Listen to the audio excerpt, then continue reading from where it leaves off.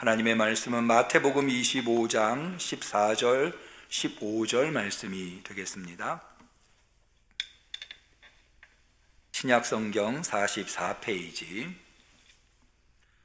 성령 강림절 8번째 주일 예배에 사모하는 마음으로 주 앞에 대면으로 비대면으로 나오신 우리 성도님들에게 하나님께서 주신 소중한 하나님의 말씀, 마태복음 25장 14절, 15절 두 절을 우리 다 한마음이 되어서 한 목소리로 소리내어 같이 받들어 읽도록 하겠습니다.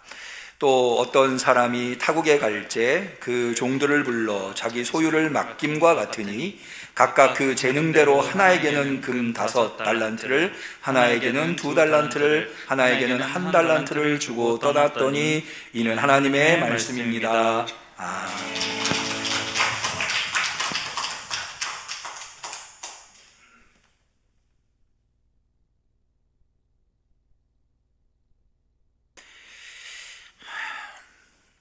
잠시 우리 같이 기도하는 시간을 좀 가졌으면 좋겠습니다. 이미 보내드린 문자를 통해서 보셨겠습니다마는 지난주에 대면 예배에 오신 성도님 중에 한 분이 코로나 확진이 되어서 그 이후로 주중에 2분이 더 우리 성도님 중에 확진이 되었습니다. 그래서 엊그제 금요일날 급하게 우리 당회에서 오늘 이번 한 주만 점심 식사와 오후, 원래 계획은 오늘 오후에 전도 세미나, 전도 집회가 계획되어 있었는데 강사님한테 양해를 구하고 지금 코로나가 우리 교회뿐만 아니라 전국적으로 확산세에 놓여 있기 때문에 선제적인 방어를 위해서 이번 한 주만 먼저 점심 식사와 오후 예배를 중단하는 것으로 결정을 내렸습니다. 염려되는 것은 다음 주 토요일부터 여름 성경학교가 시작이 되고 그 이후로 청소년부와 청년부의 여름 수련회들이 모두 계획되어서 지금 준비 단계에 놓여 있는데 코로나 확진자가 더 교회 안에서 발생하게 되면 이 모든 계획들이 지금 3년 만에 처음 시작되는 성경학교나 수련회들이 차질을 빚을 수밖에 없기 때문에 더 이상은 코로나 확진자가 나와서는 안 되겠습니다. 그래서 오늘 말씀을 나누기 전에 하나님의 은혜를 구하면서 하나님 우리 성도들 코로나로부터 지켜주옵소서. 우리 잠시 1분만 묵상으로 기도하는 시간 갖도록 하겠습니다. 다 같이 기도합니다. 은혜와 자비가 풍성하신 아버지 하나님, 우리 영암교회를 사랑하고 계신 줄 믿습니다. 이렇게 코로나로 인하여서 3년 만에 재개되었던 점심 식사와 오후 찬양 예배, 우리에게 큰 기쁨이 되었는데 또 이렇게 다시 중단하게 되었습니다. 주님께서 모든 것들을 관장하시고 모든 것들을 다스리고 계신 줄로 믿습니다. 우리를 질병에서 건져주시는 분도 하나님이시고 주 앞에 나와서 예배드리게 하시는 이도 하나님이신 줄로 믿습니다. 주님께서 우리 영암교회를 구보살피시사 우리 성도들을 구보살피시사 다시 시작된 이 기쁨의 점심의 진교와 식탁의 애찬과 오후 찬양 예배 그리고 이 여름에 계획되어 있는 성경학교와 수련회들이 차질 없이 진행될 수 있도록 다음 주에는 다시 재개될 수 있도록 주님 우리 성도들의 건강을 붙잡아 주옵소서. 이미 코로나에 걸리신 우리 성도님들 아무 탈 없이 회복될 수 있게 하여 주옵시고 주님 우리 성도들 한 사람 한 사람 주님께서 눈동자같이 지켜주시사 더 이상은 코로나에 시달리거나 어려움에 빠지지 아니하도록 주님 도와주시옵소서. 모든 것을 주께 의탁하옵고 예수님의 이름으로 간절히 기도 올리옵나이다. 아멘. 감사합니다. 한 주간 어떻게 보내셨는지요? 지난 한 주간도 어려운 삶 가운데에서 하나님이 맡겨주신 사명 감당하시느라 힘쓰고 애쓰시고 땀 흘리고 눈물 흘리신 우리 성도님들, 오늘 예배를 통해서 특별히 말씀을 통해서 하나님만이 주실 수 있는 기쁨과 평화와 사랑과 은혜를 이 시간 베풀어 주시기를 주님의 이름으로 간절히 축원합니다. 특별히 하나님께서 말씀을 통해서 진리로 인도해 주셔서 여러분, 인생을 살면서 누릴 수 있는 큰 기쁨 중에 하나가 맛난 음식을 먹는 것 아닙니까? 맛난 음식을 먹을 때 참 기쁘잖아요. 그런 거랑 마찬가지로 진리를 맛볼 때에 누리는 큰 기쁨이 이 시간 우리 가운데 있으시기를 간절히 축원합니다. 여러분들의 인생의 목표는 무엇입니까? 인생의 목표가 무엇인가는 대단히 중요합니다. 왜냐하면 인생의 목표가 무엇인가에 따라서 그 사람의 삶의 양상이 달라질 수 있기 때문입니다. 많은 사람들이 인생의 목표를 행복으로 삼기도 하고 또 그 행복을 위해서 많은 돈을 벌고 높은 위치에 올라가고 많은 학식을 얻는 것, 그런 것들을 인생의 목표로 삼기도 합니다. 그런데요, 여러분들의 인생의 목표가 무엇이든지 간에 우리 그리스도인들의 공통된 인생의 목표, 인생을 통해서 이루셔야만 하는 목표가 있다면 그것은 바로 하나님의 나라, 천국에 들어가는 것입니다. 우리 영암교회 성도님들은 모두 다 인생을 마감했을 때 천국에 들어가실 수 있기를 축원합니다. 천국에 들어간다고 하는 것은 동시에 무엇을 의미하는가 하면 하나님을 만난다고 하는 것, 주님을 만난다고 하는 것을 의미합니다. 사도 바울은 고린도 교회 성도들한테 고린도전서 13장 12절에 이렇게 말했습니다. 우리가 이제는 거울을 보는 것 같이 희미하나 지금은 거울을 보는 것처럼 불투명하다는 거예요. 어떤 분들은 의아하게 생각하실지 모르겠어요. 아니, 거울이 얼마나 깨끗하고 잘 보이는데. 요즘 거울은 그렇습니다. 그런데 바울 시대 2000년 전의 거울은 청동 거울이거든요. 청동 거울은 겨우 윤곽 정도 볼 수 있는 그런 밝기를 가지고 있었습니다. 그래서 바울은 우리가 이제는 거울을 보는 것 같이 희미하나 그때라고 하는 것은 주님을 만날 때, 하나님을 만날 때를 의미합니다. 얼굴과 얼굴을 대하여 볼 것이다. 이제는 내가 부분적으로 아나 그때는 주께서 나를 아신 것 같이 내가 온전히 알게 된다. 믿으시기를 바랍니다. 그러니까 천국에 들어간다고 하는 것, 이게 우리의 인생의 목표인데, 우리 그리스도인들의 목표인데, 어떤 그리스도인든지 간에 다 이 목표를 가져야만 하는데, 그것은 곧 뭘 또 의미하냐? 하나님을 만나는 것을 의미한다는 거죠. 실로 우리 그리스도인들의 인생의 목표가 이것이라고 하는 것이 우리가 잘 알고 있는 찬송가 85장 9주를 생각만 해도 찬양에 잘 나와 있습니다. 9주를 생각만 해도 내 마음이 좋거든. 주 얼굴 배울 때에야 얼마나 좋겠느냐, 얼마나 좋으랴, 그렇게 고백하고 있습니다. 그러니까 그게 가히 주님을 만나는 것이 우리의 인생의 목표가 되는 것이죠. 그런데요, 이 하나님을 만난다고 하는 것은 마냥 좋은 일만은 아닙니다. 하나님을 만난다고 하는 것에 이중성이 있는 것을 우리는 말씀을 통해서 알 수 있습니다. 그것은 뭔가 하면 하나님을 만날 때 누군가에게는 좋은 만남이 되지만 또 다른 누군가에게는 두려운 만남이 될 수밖에 없다고 하는 겁니다. 그러면 왜 모든 사람이 하나님을 만나는 것이 좋은 만남이면 좋은데 누군가에게는 두려운 만남이 되는 것일까요? 하나님을 만난다고 하는 것, 주님을 만난다고 하는 것은 기본적으로 평가를 전제하고 있기 때문입니다. 그러니까 우리에게 삶을 주시고 우리에게 생명을 주신 그 하나님께서 우리를 최종적으로 만날 때, 인생을 다 살고 난 다음에 하나님을 만날 때 그것에 대해서 평가하신다는 거죠.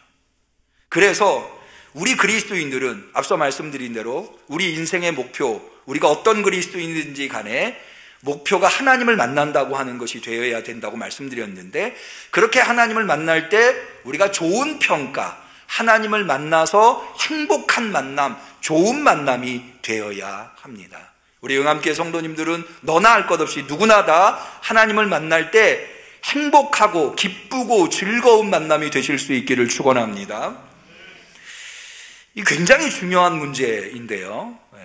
그러면 어떻게 해야 우리는 하나님을 만날 때 복된 만남, 즐거운 만남이 될 수 있을까요? 바로 오늘 우리가 읽은 마태복음 25장 나와 있는 이른바 달란트 비유라고 하는 것은 그런 궁금증을 가지고 있는, 이 굉장히 중요한 질문을 가지고 있는, 어떻게 하나님의 만남을 준비해야 하는가 라고 하는 질문을 가지고 있는 우리들에게 꼭 맞는 진리의 말씀을 전해주고 있다라고 할 수가 있겠습니다. 먼저 이 이야기는 우리 성도님들이 잘 아시니까 간단하게만 설명을 드리면은요, 어떤 주인이 먼 타국으로 떠나게 되는데요, 종들한테 자신의 소유를 각각 나눠줍니다. 근데 똑같이 나눠주는 게 아니라 달리 나눠주죠. 어떤 종에게는 5달란트, 어떤 종에게는 2달란트, 어떤 종에게는 1달란트를 나눠주고 먼 타국으로 떠납니다.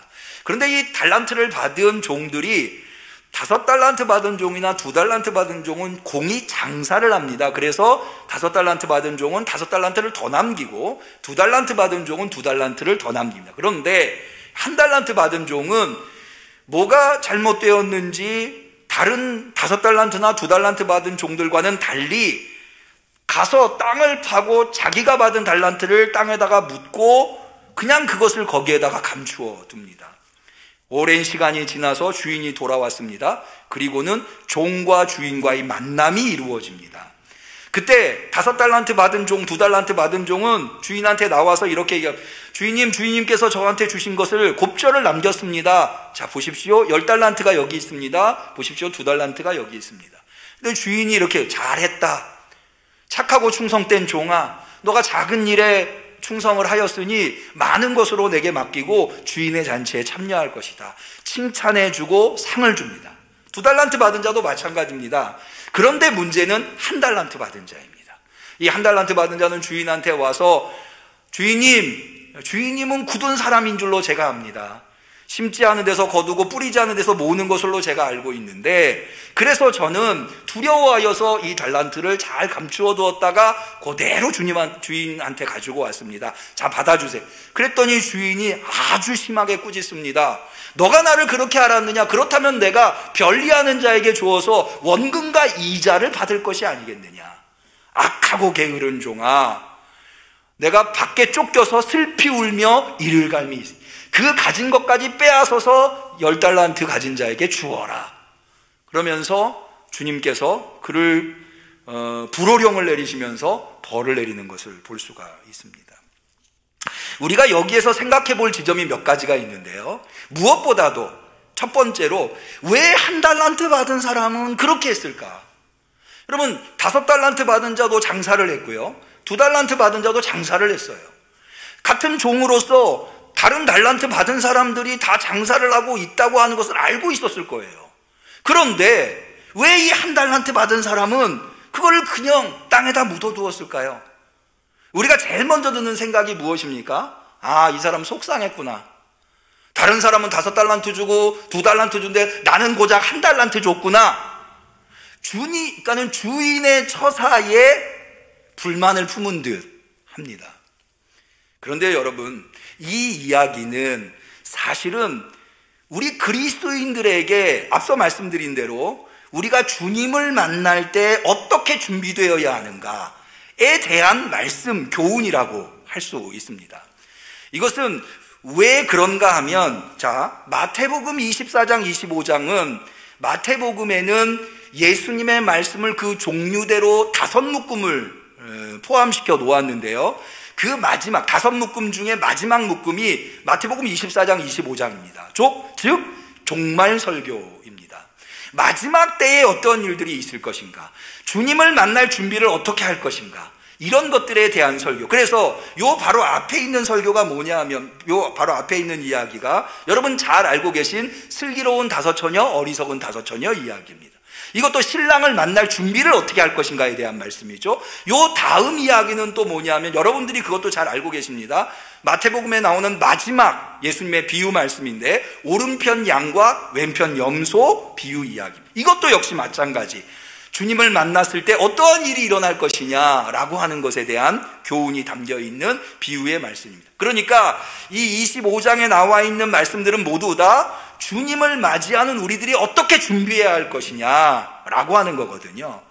여러분, 이것은 예수님이 우리에게 베풀어 주신 구원, 그리고 그 구원을 이룰 수 있도록 주신 성령, 그 성령을 우리한테 주시고, 이게 사실은 이 오늘날 우리의 문화에는 잘 없습니다만은 예수님 시대에는 이런 문화가 있었거든요. 뭐냐 하면, 유대 민족은, 예수님이 속해 있는 유대 민족은 로마의 식민지였거든요. 그러니까는 왕이 사실은 있을 수 없어요. 그럼에도 불구하고 이스라엘에게는 독특하게 왕이 있었습니다. 헤롯 왕이 그 대표적인 예죠. 그런데 그렇게 왕이 되면은요, 이걸 분봉왕이라고 하는데, 당시에 황제가 로마, 통치 제국이 로마였기 때문에 로마까지 가서 로마의 황제한테 왕위를 인정받고 돌아와야 했어요. 그래야 비로소 왕으로서 통치를 할 수 있었다는 거죠. 그래서 왕이 먼 타국으로 떠나서 여행을 하다, 오늘날은 뭐 교통수단이 워낙에 발달해 있으니까 지구 끝에서 끝에까지 가는데 하루 이틀이면 가지만, 고대는 어찌 그럽니까? 뭐 몇 달의 여행이 될 수가 있는 거죠. 그래서 이런 오랜 기간 동안 왕이 자리를 비워두고 있는 동안에 신하들한테 나라를 좀 잘 다스려 줘라 라고 하고 가서 왕위를 받아오는 그런 문화가 있었거든요. 이것은 고스란히 어찌 보면 오늘날 우리 그리스도인들에게도 적용이 되는, 앞서 말씀드린 대로 예수님께서 우리를 구원하시고 우리에게 성령을 주심으로 말미암아 주님은 승천하셨죠. 그리고는 주님이 정하신 때에, 하나님 아버지께서 정하신 때에 하나님의 왕권을 가지고 이 땅에 재림하시는 거죠. 여러분 그렇게 믿으십니까? 믿으시기를 축원합니다. 그러니까 왕권을 가지고 오시는 주님을 우리가 맞이해야 되는 거예요.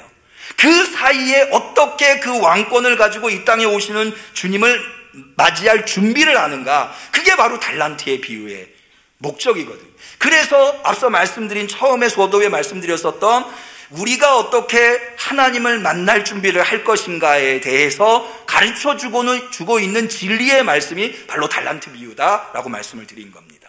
근데 문제는 5달란트 받은 자, 2달란트 받은 자가 문제가 아니라 1달란트 받은 자가 문제인 거죠. 1달란트 받은 자가 되어서는 안 돼요.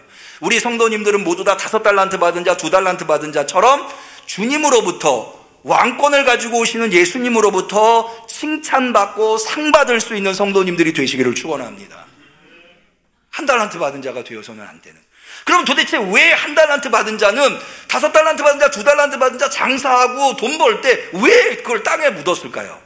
아까 말씀드린 대로 1달란트 받았기 때문일까요? 아니 왜 다른 사람들은 5달란트, 2달란트 주면서 나는 왜 1달란트야? 라고 생각했을까요? 여러분, 이 1달란트라고 하는 것도 사실은 적은 금액이 아닙니다. 여러분, 달란트는요, 오늘 본문에도 나옵니다만은 원래는 화폐의 단위가 아니라 무게를 재는 단위예요. 특별히 금을 재는 단위입니다. 우리나라의 한 양, 한 돈 이런 것처럼. 그러니까 이 1달란트는 사실은 어마어마한 양의, 대략 우리가 흔히 알고 있는 노동자 하루 품삯을 성경에서는 데나리온이라고 하는 용어로 쓰죠. 한 데나리온이 노동자 하루 품삯입니다. 그런데 이 한 데나리온과 1달란트는 몇 배의 차이가 있는가 하면 6,000배의 차이가 있다. 그러니까는 6,000 데나리온이 1달란트인 거예요. 그러니까 6,000배가 많은 거예요. 그러니까 사실은요, 이게 굉장히 많은 돈이라고 하는 것이, 노동자가 1년이 365일이잖아요. 근데 사실은 유대인들은 365일 매일같이 일할 수 없죠. 왜냐하면 안식일을 지켜야 되니까. 안식일이 1년에 52일이 포함되어 있죠. 365일 중에 52일을 빼고 뭐 또 이런저런 그 명절을 빼면 대체로 1년에 300일 정도 일한다고 봅니다. 그러니까 여러분, 6,000배라고 하는 것은 몇 년 연봉입니까? 300배가 1년 연봉이에요. 근데 6,000배니까 20년 연봉인 거예요. 그러니까는 잘 느낌이 안 오시는 분들은 요즘은 노동자 하루 품삯이 어느 정도 되는지 모르겠습니다만 계산하기 쉽게 10만 원이라고 한번 해보죠. 그러면 1달란트는 얼마예요? 6억 정도, 6,000배니까. 그 적은 돈이 아닌 거예요, 사실은 달란트는. 그런데 문제는 뭐냐면 1달란트가 적은 돈이 아님에도 불구하고 다른 사람과 비교하니까 그게 적은 거예요. 다른 사람과 비교하니까. 그러면서 주인의 결정에 불만을 삼는 거죠. 여러분, 여기에서 이 1달란트 받은 종의 착오, 실수, 잘못은 뭐냐면 두 가지예요. 첫 번째는 여러분, 달란트를 주는 분이 누구예요? 주인이에요.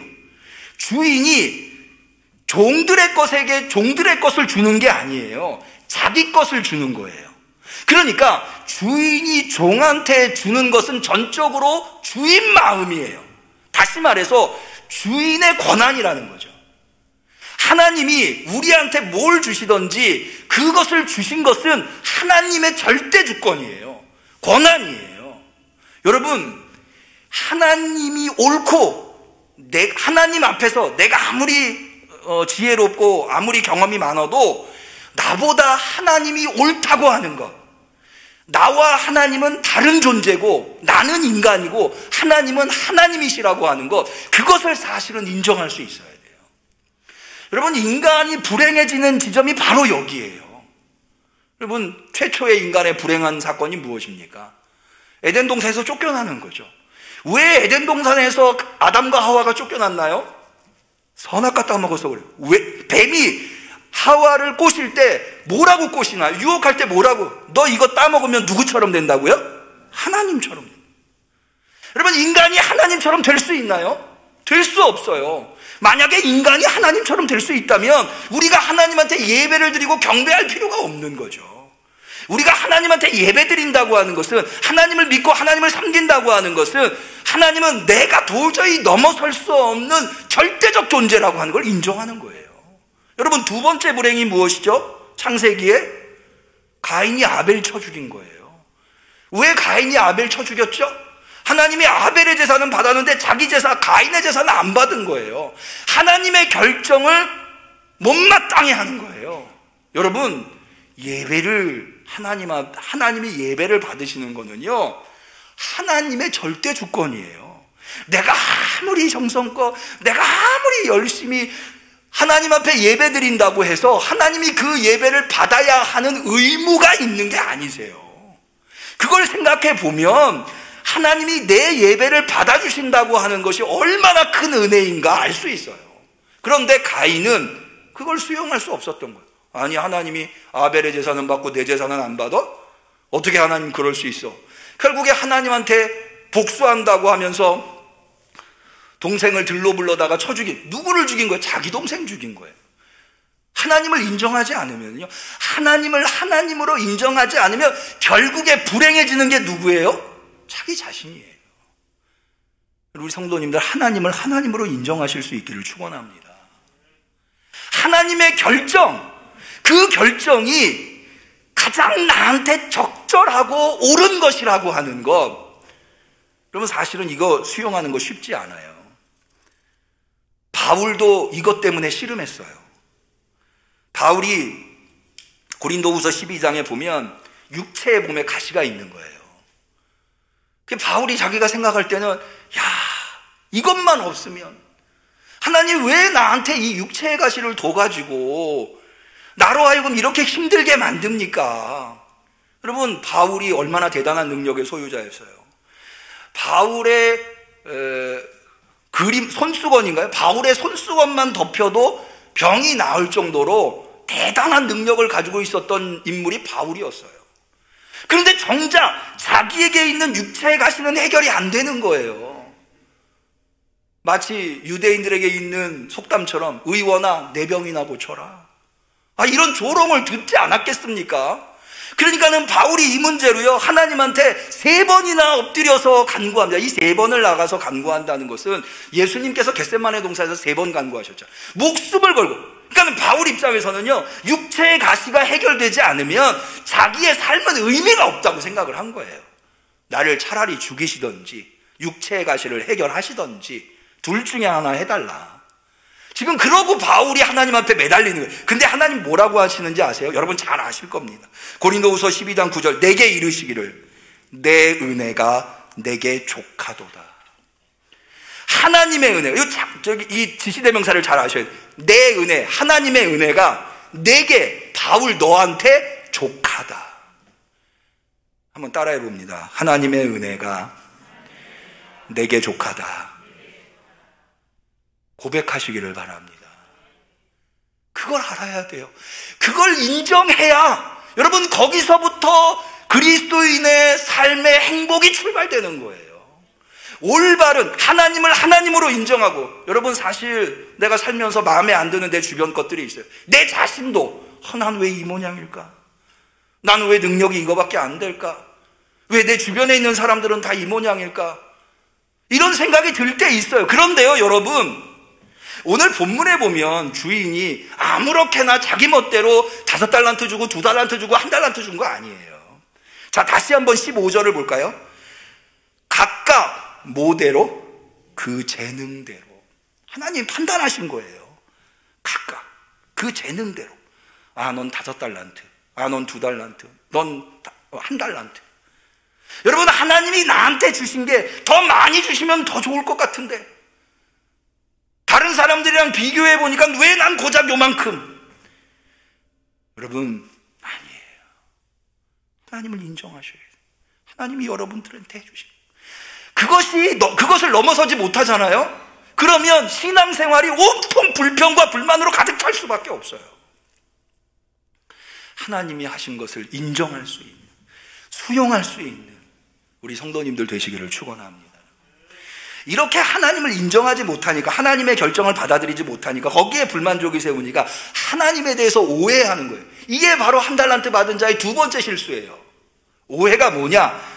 하나님이 굳은 분이니까, 주인이 굳은 분이에요. 이 굳었다라고 하는 말은 우리가 그냥 언뜻 들어도 부정적인 의미인 거 알 수 있겠죠. 이게 무슨, 주인은 무정한 사람이라는 거예요. 이렇게 막 덕스럽게 품어주고 이런 분이 아니에요. 주인은 이렇게 더 베풀고 나누고 그런 분이 아니라는 거예요. 폭력적이고 억압적이고 무정하고, 그게 바로 굳다라고 하는 단어에 담겨. 그게 어떻게 연결되는가 하면은요, 심지 않은 데서 거두고 해치지 않은 데서 모으는 줄 내가 안다. 종이 이렇게 얘기하거든요. 이게 무슨 얘기냐면, 겉으로 볼 때는요, 하나님은 대단한 능력이 있으신, 주인님은 대단한 능력에 심지도 않은 데서 모으고 해치지 않는, 이게 해친다고 하는 것이, 여러분, 곡식을 거두어 드리면은 곡식에서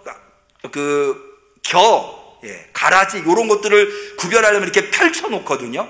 그러고는 이제 가라지랄지 결할지 이런 것들을 구별해내요. 그런 다음에 알곡을 이렇게 모으는 거예요. 그러니까는 이 펼치는 과정이 있어야 모으는 과정이 있을 수 있는 거. 마치 심는 게 있어야 거두는 게 있듯이.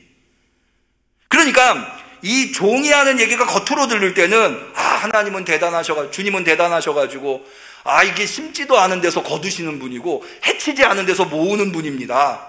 그러니 나보다 능력이 많으신 주인님한테 내가 뭘 가지고 하는 것보다 내가 잘 가지고 있다가 하나님한테 드리는 게, 주인한테 드리는 게 훨씬 좋다고 판단해서 그렇게 한 겁니다 라고 말하는 것처럼 들릴지 모르지만, 사실은 이것은 주인을 비난하는 거예요. 무슨 얘기냐? 여러분, 심지 않은 데서 거둘 수 있어요? 그런데 주인은 어떤 주인이냐? 심지도 않은 데서 거두려고 한다는 거예요. 여러분, 해치지 않은 데서 모을 수 있어요? 그런데 이 종은, 1달란트 받은 종은 주인은 해치지도 않아놓고선 거두기만 하려고 한다는 거예요. 모으기만 하고. 그건 무슨 얘기냐? 달란트 나눠줘가지고, 자, 니들이 돈 열심히 벌어오면 내가 그거 다 자기는 손가락 하나 까딱 안 하면서 종들만 시키려고 그런다. 하나님은 아무 일도 하지 않으면서 맨날 우리한테만 뭐해라 하는 것이다. 지금 종이 그렇게 얘기하고 있는 거예요. 그러니까 주인이 뭐라고 하냐면, 내가 그런 사람으로 너가 생각했냐? 그렇다면 내가 너한테 그 달란트 왜 줬겠냐? 차라리 내가 심지 않은 데서 거두고 해치지 않은 데서 모으는 거라면, 내가 그렇게 아무 일도 안 하고도 이득을 얻으려고 하는 사람이었다면 은행에다 갖다 맡겨서, 내가 오랜 후에 왔잖아요. 여러분, 6억을 은행에다가 10년 20년 맡겨봐요. 그 이자가 얼마입니까? 내가 그 이자라도 받지 않겠냐? 여러분, 이거 어려운 얘기 아니에요. 여러분, 달란트 왜 줬어요? 달란트를 줄 때 그 주인의 마음이 무엇이겠습니까? 그 잘 간직하고 있어라, 그래 주는 걸까요? 아니에요. 달란트를 줄 때는, 여러분, 자녀들 왜 학교 보냅니까? 가서 공부 열심히 하라고. 가서 자리만 채우고 와라. 그를 왜 학교를 보내겠어요, 그러면? 여러분, 하나님이 왜 우리한테 인생을 줬죠? 하나님이 왜 우리한테 구원의 은혜를 주셨죠? 하나님이 왜 우리한테 성령님을 주셨죠? 뭔가를 줬다고 한 것은, 달란트를 주고 뭔가를 줬다고 하는 것은 그걸로 뭔가를 해보라는 거예요. 그런데 이 한 달란트 받은 자는, 아니 당신도 아무 일도 안 하면서 나한테 뭘 하라고 그러냐, 이렇게 나오는 거죠. 여러분, 이게 인간이 가지고 있는 오해예요. 여러분, 하나님이니까, 하나님은 아무것도 안 해도 다 이루시는 분인 줄 아세요? 아니에요. 여러분 한번 따라해 보세요. 하나님은 일하시는 하나님이다. 여러분, 성경 첫 장을 딱 펼쳐보세요. 창세기 1장. 하나님 뭐 하셨죠? 천지 창조하셨어요. 6일이나 일하셨어요. 요즘 주 5일 일하시죠? 하나님은 6일 일하셨어요. 그나마도 예수님이 뭐라고 말씀하셨냐면요, 베데스다 병자 고칠 때, 아니 너 안식일에 왜 고치면 안 되는 병자를 고치느냐, 그랬더니 예수님이 뭐라고, 아버지께서 일하시니 나도 일한다. 하나님은 어떤 하나님? 예수님이 가르쳐 주신 하나님은 일하시는 하나님이에요. 따라합니다. 하나님은 일하시는 하나님이십니다. 네. 그래서 예수님도요, 여러분, 하나님이 얼마든지 당신의 독생자 아들을 십자가에 못 박지 않고도 인류를 구원하실 수 있으시죠. 그러나 그게 하나님의 뜻이 아니었던 거예요. 하나님은 당신의 아들 독생자 예수 그리스도를 그 모진 고통과 어려움과 괴로움을, 그래서 십자가에 운명할 수밖에 없는 그 일을 시키시고 그걸 통해서 인류를 구원하십니다. 여러분, 여기 왜 인간의 오해가 생기는 줄 아세요? 인간의 입장에서 하나님을 보니까 그래요. 인간의 입장에서 하나님을 보니까 하나님이 아무것도 안 하시는 분인 줄 아는 거예요. 여러분, 하나님은요, 하나님의 일을 하시는 분이에요. 인간이 해야 할 일을 인간에게 맡겨두시고, 하나님은 그러니까 하나님이 하나님의 일을 하시니까 인간이 볼 때는 아무것도 안 하는 것처럼 보이는 거죠. 얼마나 하나님이 오늘도 일하시고 역사하시고. 여러분, 이거 어려운 얘기 아니에요. 하나님이 만드신 이 피조 세계를 보세요. 일 안 하고 얻을 수 있는 게 뭐가 있나요? 하나님은 어떤 속성을 가지고 계신 분이냐? 땀 흘린 자가 거두어 들이도록 세상을 만드신 분이에요. 씨 뿌린 자가 거두어 들일 수 있도록, 흩어진 자가 모을 수 있도록 세상을 만드신 분이에요. 하나님을 무의도식하는 분으로 알아서는 안 되는 거죠. 여러분, 바로 이 오해로 말미암아 결국에 한 달란트 받은 자는 주인을 만났을 때 두려움과 벌을 받을 수밖에 없었던 거예요. 여러분, 하나님은 누구라고 생각하세요? 우리가 만나야 될 하나님이 누구라고 생각하십니까? 다시 말씀드립니다. 그분은 무의도식하는 분이야. 그분은 오늘도 우리를 위해서, 우리를 사랑하심으로 우리를 섬기시고 우리를 돌보시고 우리를 먹이시고 입히시고, 아니 우리뿐만 아니라 하늘에 나는 새도 먹이시고 들에 피어있는 들풀도 입히시는 분이 바로 우리가 알고 있는, 우리가 만나야 하는 하나님이라고 하는 분이에요. 그분을 만나야 돼요. 그분 열심히 그분의 일을 하시는데 우리는 놀고 먹다가. 여러분, 이 종이요, 아마 이렇게 한 달란트를 땅에 묻은 또 다른 이유가 있을지 몰라요. 그건 뭐냐 하면, 여러분, 장사를 하는 게 쉽습니까? 장사해보신 분은 아시고, 장사 참 어렵잖아요. 뭔가 이득을 남긴다는 거 참 어려워요. 많은 사람들이 이득을 남기려고 장사를 시작하지만 그러나 실패하고 좌절하고, 그래서 무일푼이 되는 경우도 많이 있어요. 아마 이것이 두려웠을런지 몰라요. 하나님에 대해서 오해하니까, 야, 내가 이거 한 달란트 가지고 뭐 하다가 내가 실수해가지고 잘못해가지고 한 달란트 남기면 혼나겠지? 여러분, 근데요, 하나님이 우리한테 달란트를 주실 때는 우리가 얼마나 연약하고 부족한 존재인가를 알고 주시는 거예요. 여러분, 만약에 여러분이 나의 가장 소중한 거를 누구한테 줄 때 그 사람이 요거 다 내가 정말로 이득을 남기는 게 목적이라면 얘가 능력이 안 돼가지고 이거 다 잊어버리겠다라고 생각하면 주겠습니까? 안 주는 거죠. 하나님은 우리가 얼마나 연약한지 알고 계세요. 부족한지 알고 계세요.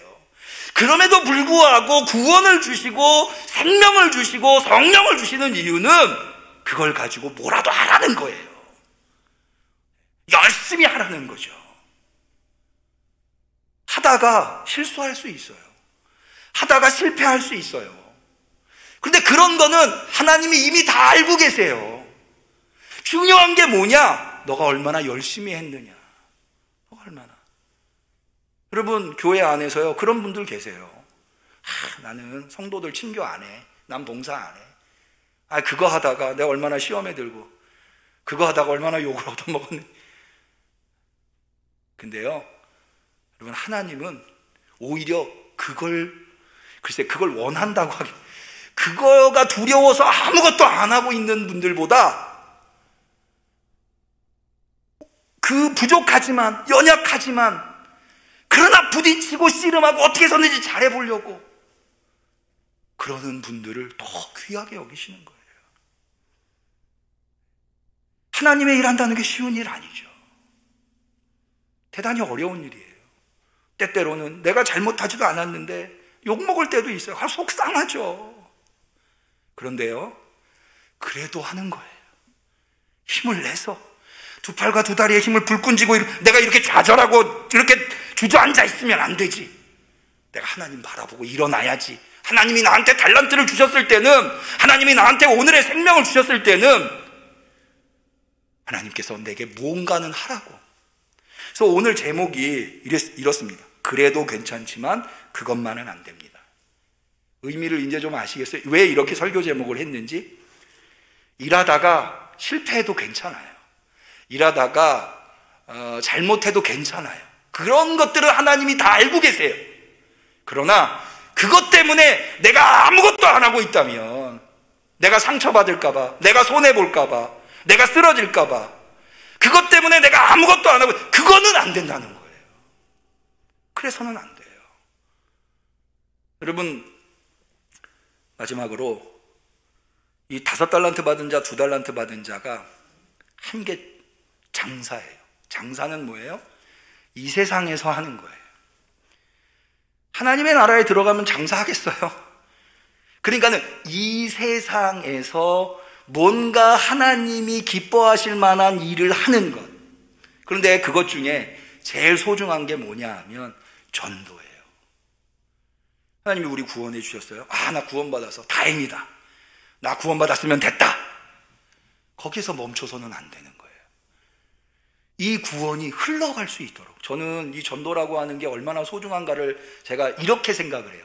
여러분, 누군가에게 여러분이 복음을 전해서 여러분이 구원을 받으셨어요. 예수님 믿고 영접하고 구원의 반열에 오르셨을 거예요.